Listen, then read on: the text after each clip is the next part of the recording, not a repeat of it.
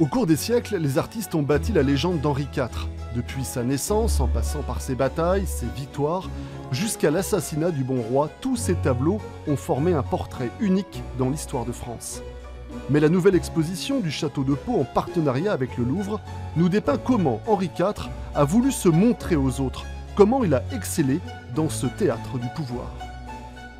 C'est à l'époque un souverain calviniste qui n'est reconnu que d'une partie minoritaire du corps social, et il doit faire en sorte que son pouvoir de roi, de prince et d'homme soit légitimé par des liens durables entre les Français et lui-même.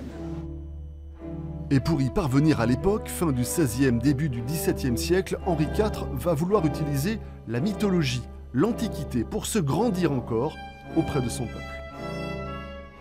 Vous verrez ici des images qui paraissent très étonnantes, donc, où le roi est comparé à un nouvel Hercule, donc, qui a terrassé l'hérésie et qui a rétabli l'ordre, ou le roi comparé à Jupiter. Donc cette habitude qui commence à se développer au XVIe siècle, d'avoir recours à la mythologie grecque et romaine pour tenir un langage politique. L'exposition présente d'ailleurs quelques objets antiques ou pseudo-antiques, comme ces magnifiques bustes des 12 Césars du XVIIIe siècle, une véritable plongée dans la construction de l'image du pouvoir autour d'une figure emblématique, celle d'Henri IV.